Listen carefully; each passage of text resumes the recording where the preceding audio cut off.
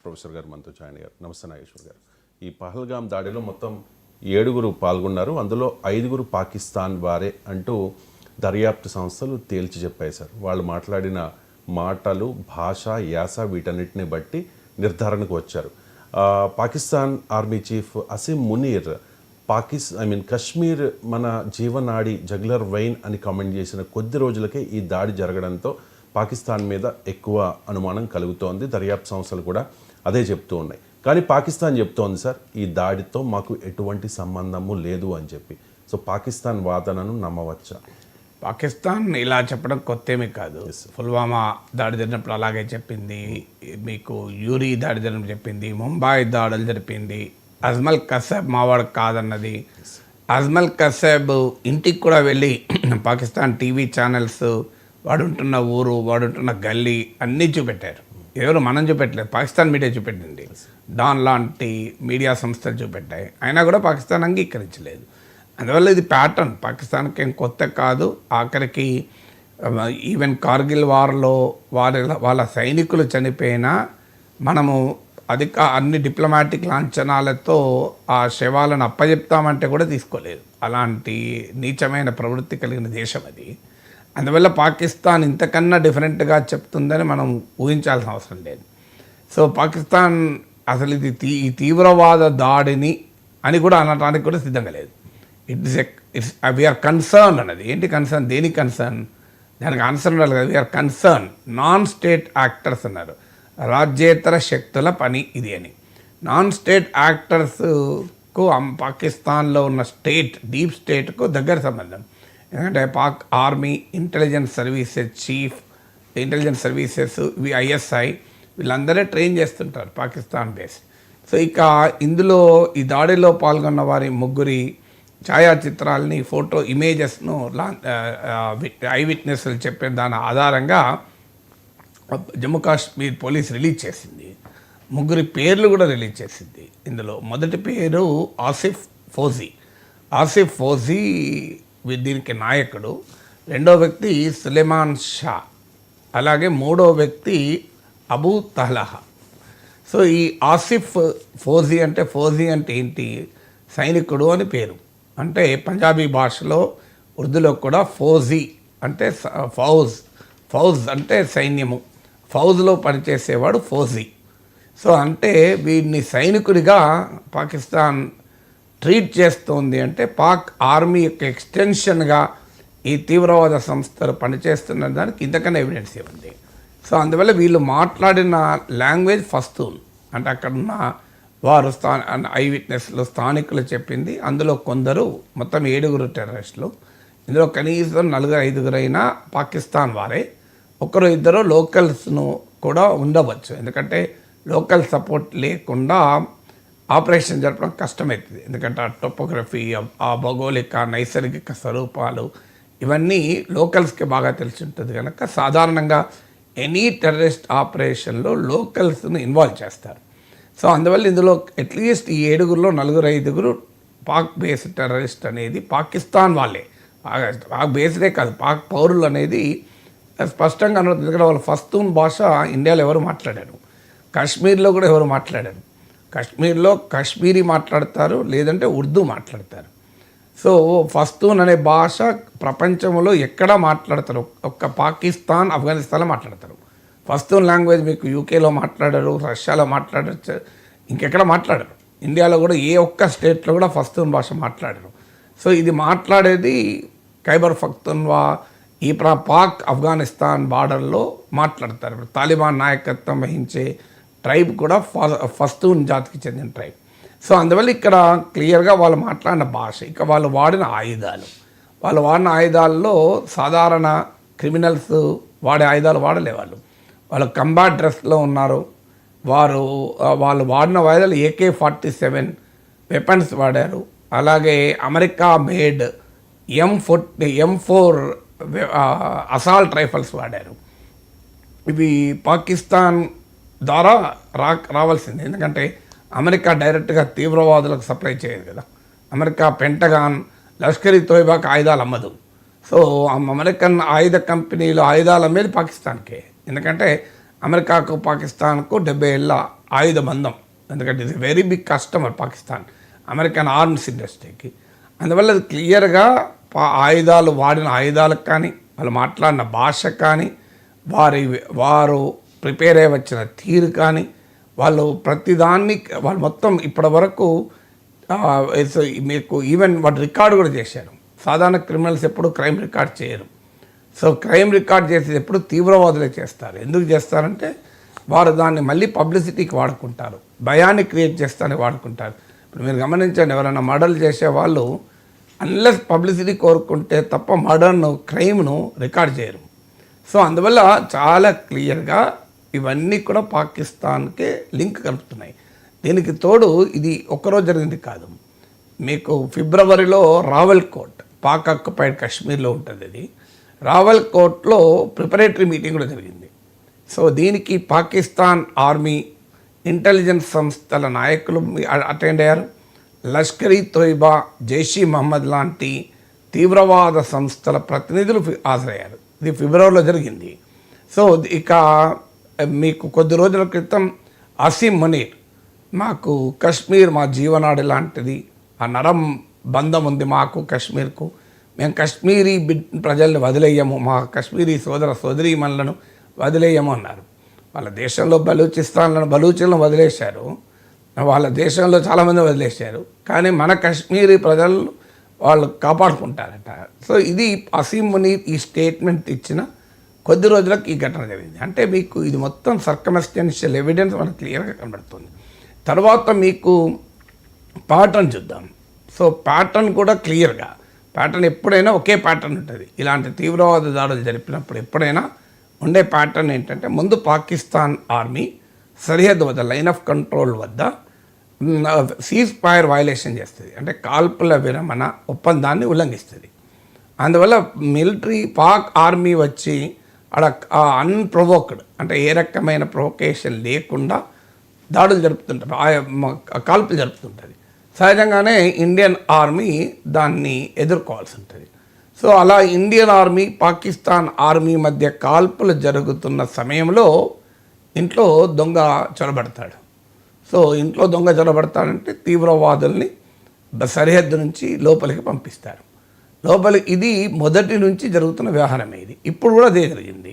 మీకు last few months తీసుకుంటే కంటిన్యూస్గా పాకిస్తాన్ సీజ్ ఫైర్ వయలేషన్ జరగడం, తర్వాత ఇన్ఫిల్ట్రేటర్ లోపలికి వెళ్ళడం. మన ఇండియన్ ఇంటెలిజెన్స్ అధికారుల ఇన్ఫర్మేషన్ ప్రకారం కూడా 70 మంది ఫారిన్ టెర్రరిస్టులు ఈ కాలంలో లోపలికి వచ్చారు అని. సో ఈ ప్యాటర్న్ మనకు క్లియర్గా కనబడుతుంది. అంటే వాళ్ళు వాడిన వెపన్స్, వాళ్ళు యూజ్ చేసిన భాష, వాళ్ళ పేర్లు, వాళ్ళు ప్రిపేర్ అయ్యి వచ్చిన తీరు, వాళ్ళు అనుసరించిన ప్యాటర్న్ అన్నీ కూడా క్లియర్గా పాకిస్తాన్ లింక్ని ఎస్టాబ్లిష్ చేస్తుంది. ఇక ఇది ఎవరి పని అనుకుంటే ద రెసిస్టెన్స్ ఫ్రంట్ అంటారు దీన్ని, TRF అని. రెసిస్టెన్స్ ఫ్రంట్ని మనం జాగ్రత్తగా గమనించాలి. ఇది 2019లో ఆర్టికల్ 370 రద్దు తర్వాత ఏర్పడిన సంస్థ. ఎప్పుడు కూడా తీవ్రవాద సంస్థల పని విధానం ఎలా ఉంటుంది అంటే, వాళ్ళపైన ప్రపంచవ్యాపితంగా కండెమ్నేషన్ పెరిగినప్పుడు, ఒత్తిడి పెరిగినప్పుడు వాళ్ళ పేర్లు మార్చుకొని ఇంకో సంస్థ రూపంలో వస్తారు. ఇది అనేక సార్లు మనం చూసాం ఇది. సో ఇప్పుడు లష్కర్ ఈ తోయిబా, దీని ఫౌండర్ హఫీజ్ సయీద్, వాడు పాకిస్తాన్లోనే ఉంటాడు, బహిరంగంగా తిరుగుతుంటాడు పాకిస్తాన్లో. సో అందువల్ల లష్కర్ ఈ తోయిబా ఫౌండర్ పాకిస్తాన్లో ఉంటాడు. లష్కర్ ఈ తోయిబాకు సంబంధించిందే ది రెసిస్టెన్స్ ఫ్రంట్. ఎందుకు మరి లష్కర్ ఈ తోయిబా ది రెసిస్టెన్స్ ఫ్రంట్ అని కొత్త సంస్థను పెట్టారు? ఇది 2019 తర్వాత కాశ్మీర్లో యాక్టివ్ అయింది. 2023లో భారత ప్రభుత్వం దీన్ని నిషేధించింది. ఎందుకు అంటే లష్కర్ అనేది ఇస్లామిక్ వర్డ్, అది ద రెసిస్టెన్స్ ఫ్రంట్లో ఇస్లామిక్ పేరు లేదు. అంటే తాము మతం కొరకు పోరాడడం లేదు, తాము దేశం కొరకు కాశ్మీర్ మా దేశంలో భాగం, కాశ్మీర్ ప్రజల కొరకు పోరాడుతున్నాము అనే ఒక రాంగ్ నరేటివ్ను బిల్లి చేస్తానికి దానికి పేరు లష్కర్ అనే పేరు, ఇస్లామిక్ నేమ్ జైషీ మహమ్మద్, లష్కర్ ఈ తోయిబా, ఇందులో మనకు ఇస్లామిక్ టోన్ కనబడుతుంది. సో అందులో ఆ టోన్ లేకుండా, రిలీజియస్ యాంగిల్ లేకుండా ద రెసిస్టెన్స్ ఫ్రంట్ అంటే ప్రతిఘటన కూటమి అని పేరు పెట్టారు. దేన్ని ప్రతిఘటిస్తున్నారు అన్నది కూడా వాళ్ళ నరేటివ్ బిల్డింగ్లో భాగం. అంటే మేము ప్రతిఘటించేది కశ్మీరీ ప్రజలపైన భారత ప్రభుత్వం అణచివేస్తుంది, భారత్ నిర్బంధాన్ని మేము ప్రతిఘటిస్తున్నాం అనే ఆర్టికల్ 370 రద్దు తర్వాత ఈ కొత్త పేరుతో అంటే ప్రపంచ ప్రజాభిప్రాయాన్ని ఇన్ఫ్లుయెన్స్ చేయాలి, కశ్మీరీ ప్రజల్ని తమ వైపు అట్రాక్ట్ చేయాలి అంటే ఇది మతపరమైన సంస్థ కాదు, మేము ప్రతిఘటిస్తున్నాం. కశ్మీరీ ప్రజలకు రాష్ట్ర హోదా లేకుండా చేశారు, కశ్మీరీ ప్రజలకు స్వయం ప్రతిపత్తిని తీసేశారు, కశ్మీరీ ప్రజలపైన భారత్ నిర్బంధం ఉంది, దీన్ని ప్రతిఘటిస్తున్నాం అనే ఒక ఇమేజ్ క్రియేట్ చేసి లోకల్ కశ్మీరీస్ని అట్రాక్ట్ చేయాలి అనేది వీరి ఉద్దేశం. ఈ రెసిస్టెన్స్ ఫ్రంట్ ఇది నథింగ్ బట్ లష్కర్-ఇ-తోయిబాకు సంబంధించిన సంస్థ. లష్కర్-ఇ-తోయిబా పాకిస్తాన్ బేస్డ్ టెర్రరిస్ట్ ఆర్గనైజేషన్. ప్రపంచంలో చాలా దేశాలు లష్కర్-ఇ-తోయిబాను తీవ్రవాద సంస్థగానే పరిగణిస్తారు, I think even United nations కూడా. సో అందువల్ల లష్కర్-ఇ-తోయిబా పేరిట ఆపరేట్ చేయలేరు కనుక ద రెసిస్టెన్స్ ఫ్రంట్ పేరిట వీళ్ళు ఆపరేట్ చేస్తున్నారు. అది కూడా ఆ పేరు అలా పెట్టుకోవడానికి ఉండేటువంటి వ్యూహం కూడా చెప్పాను. సో అందువల్ల మీకు చాలా క్లియర్గా ఏ రకంగా చూసినా ఇది పాకిస్తాన్కు ఉన్నటువంటి లింక్ కాస్త మనకు అర్థమవుతుంది. ఇక ఇది జరిగిన ఈ ఇన్సిడెంట్ జరిగిన సమయం టైమింగ్ కూడా దేన్ని తెలియజేస్తుంది మీకు. ఇదివరకు కూడా నేను గతంలో కూడా చెప్పాను, 2 రోజుల క్రితం కూడా చెప్పాను, బిల్ క్లింటన్ ఇండియాలో పర్యటిస్తున్న సమయంలో తీవ్రవాద దాడి జరిగింది. పుల్వామా దాడి కూడా ఎప్పుడు జరిగింది? సౌదీ అరేబియా క్రౌన్ ప్రిన్స్ ఇండియాలో మహమ్మద్ బిన్ సల్మాన్ పర్యటించడానికి ముందు జరిగింది.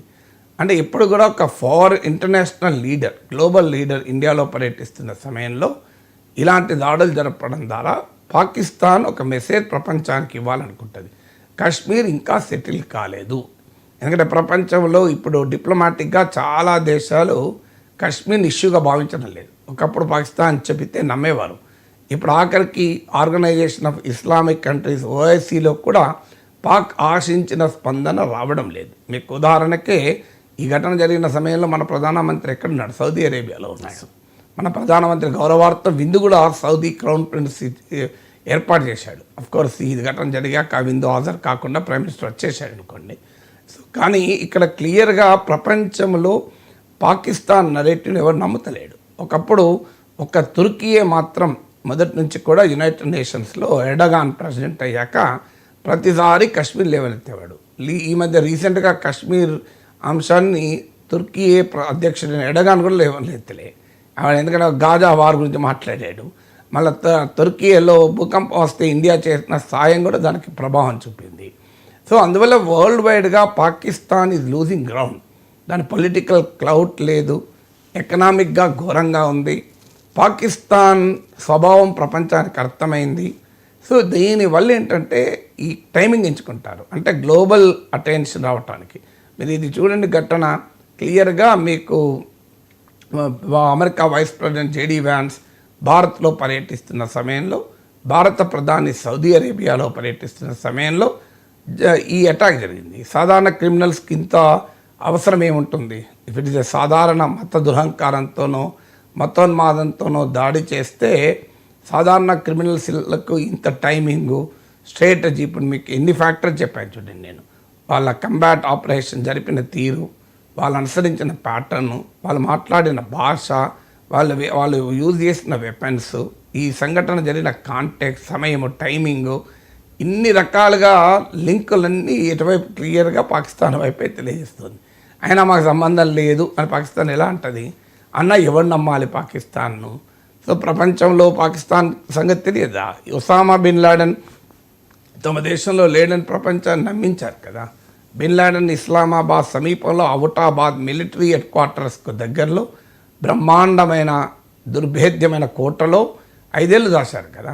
ఒసామా బిన్ లాడెన్నే దాసి, అది కూడా అమెరికన్ వాళ్ళకు కూడా దొరకకుండా దాచినటువంటి దేశాన్ని ప్రపంచంలో ఎవడో నమ్ముతాడా? ఇంతకన్నా ఎక్కువే ఉన్నది. అసీం మునీర్ లాంటాడు, వాడికి చెప్పాలి వాళ్ళు, అరే మరి మీరు బిన్ లాడెన్నే దాసిండ్రు కదరా, మరి మిమ్మల్ని ఎవరు నమ్మాలి ప్రపంచంలో అంటే ఏం మాట్లాడతారు? బిన్ లాడెన్నే లేడన్నారు కదా. ఇక బిన్ లాడెన్ మించిన ఎవరు లేడు కదా, వాడు ప్రపంచంలో ఫాదర్ ఆఫ్ ఆల్ టెర్రరిస్ట్ కదా. మరి ఒసామా బిన్ లాడెన్ దాసింది బయటపడలేదా? అమెరికా వాళ్ళు పాకిస్తాన్కు చెప్పకుండా కూడా వెళ్ళి అటాక్ చేసి లేపడేశారు కదా. సో అందువల్ల క్లియర్గా పాకిస్తాన్ క్రెడిబిలిటీ లేదు, పాకిస్తాన్ చరిత్ర ఇదే విషయం చెప్తోంది. ఈ ఆపరేషన్ జరిగిన తీరు క్లియర్గా రక్తపు మరకలు పాకిస్తాన్ చేతుల నిండా ఉన్నాయి, అనుమానమే లేదు. సో అందువల్ల ఈ తీవ్రవాదులు పాకిస్తాన్ ఆశ్రయం కల్పించింది, పాకిస్తాన్ శిక్షణ ఇచ్చింది, పాకిస్తాన్ ఆయుధాలు ఇచ్చింది. వాళ్ళు స్వతహాగా పాకిస్తాన్ పౌరులు, కాశ్మీర్ వాళ్ళు ఒకరు ఇద్దరు యాడ్ అవుతే యాడ్ కావచ్చు కానీ. సో అందువల్ల ఇది క్లియర్ ఆపరేషన్. ఈ కాంటెక్స్ట్, టైమింగ్, వెపన్స్, సర్కమస్టెన్సెస్, వాళ్ళ లాంగ్వేజ్, వారి everything points out to the resistance front of లష్కర్-e-తోయిబా based in Pakistan.